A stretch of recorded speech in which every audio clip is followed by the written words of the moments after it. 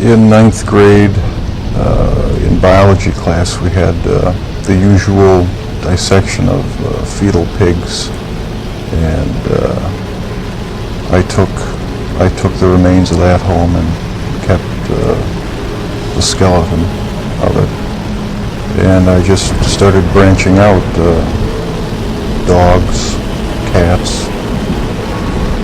I suppose it could have turned into a normal hobby like taxidermy. And all I know is that I wanted to see what the insides of these animals looked like. And there may have been some violence involved, some underlying subconscious feelings of violence. It was a compulsion. It became a compulsion. What would you do with the dead animals, Jeff? Take them back in the woods, skin them sometimes, slit them all the way open, look at the organs, feel them. Can you describe what you were thinking? It was just mystifying to me how the insides of the animal looked. There was a sort of general excitement for me. I don't know why. It was exciting to see. drinking a lot during that time, and just, I don't know, looking for something to, some way to find some fulfillment, some pleasure. And I acted on my fantasies, and that's where everything went wrong.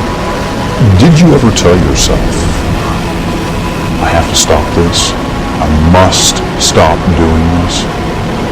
Yes. When it was going on?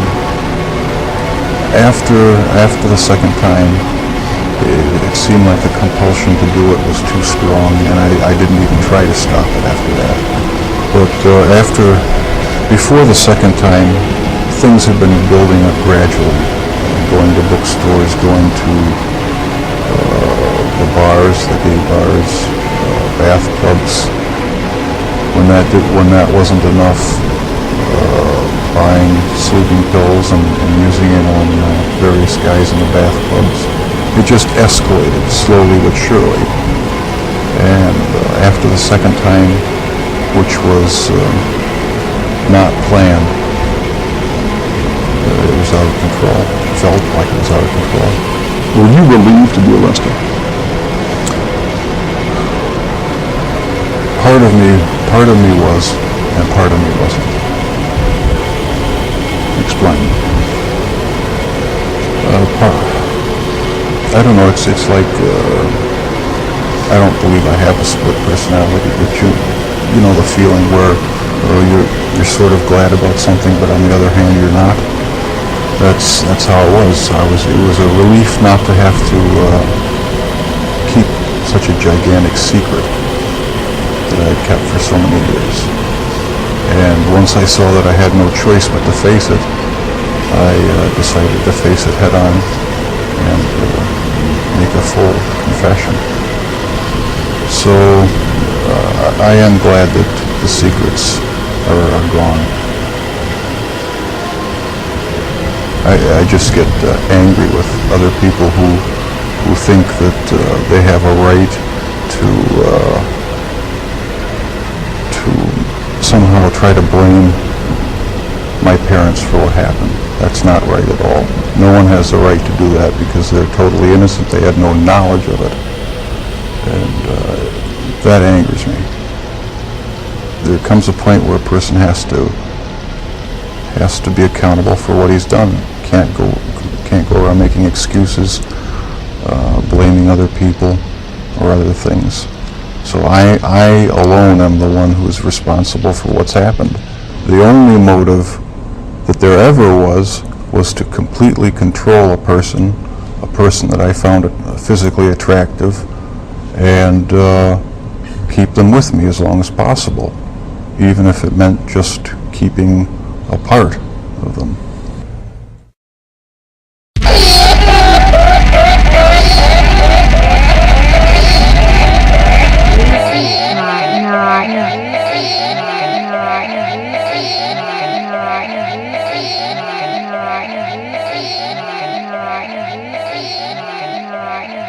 The 40-year-old German man entered his former home, drilled holes into an oil tank in the basement, and set the house ablaze.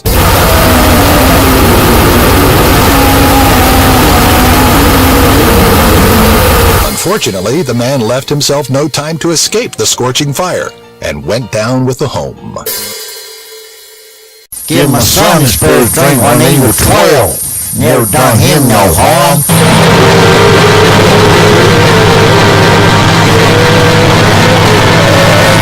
Now.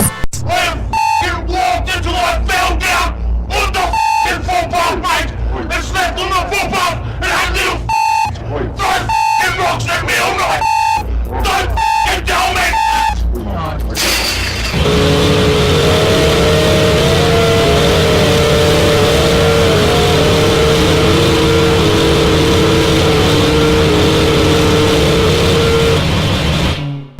The goddamn that's what you're doing. That's hang goddamn what? Goddamn what is what you're doing?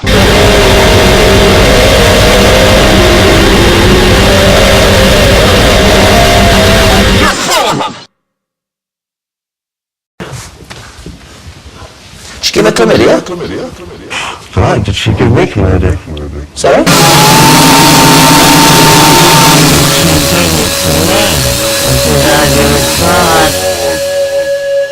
An unidentified 13-year-old Venezuelan girl is battling for her life after her leg turned black from severe necrosis after she was bitten by a snake.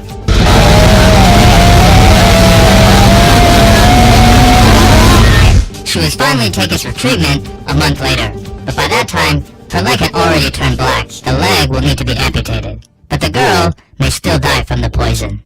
Harrington did not find Alex Kozak appealing. She also did not seem to appreciate him standing around staring at her as she worked, or the strange notes he would leave on her car.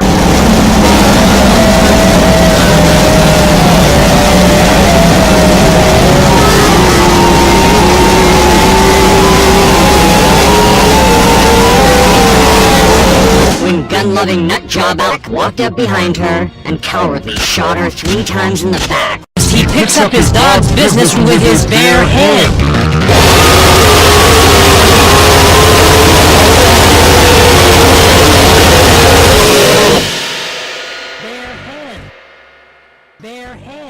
In Cartersville, Georgia, Philip Roger Bennett, a 58-year-old man, was so angry with his neighbor for not mowing their lawn that he decided to set fire to their house.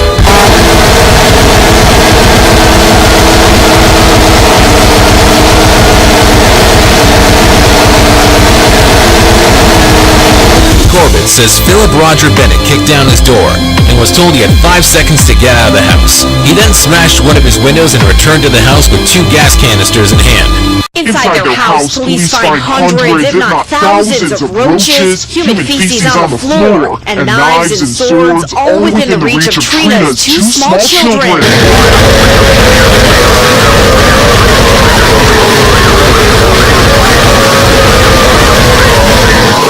It was very disturbing that not only children, but adults and animals were allowed to live in these conditions. I had to hide in the bushes to film them.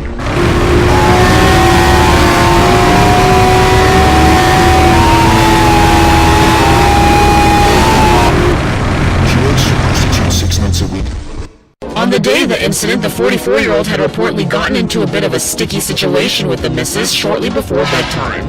So instead of calling it a night, Watson stayed up thinking of the perfect way to plot his revenge.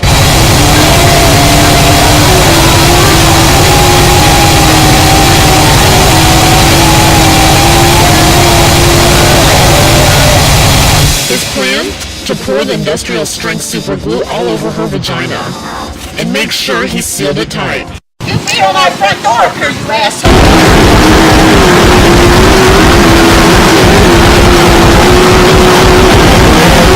You're wild, shitting on my property! Retarded cook.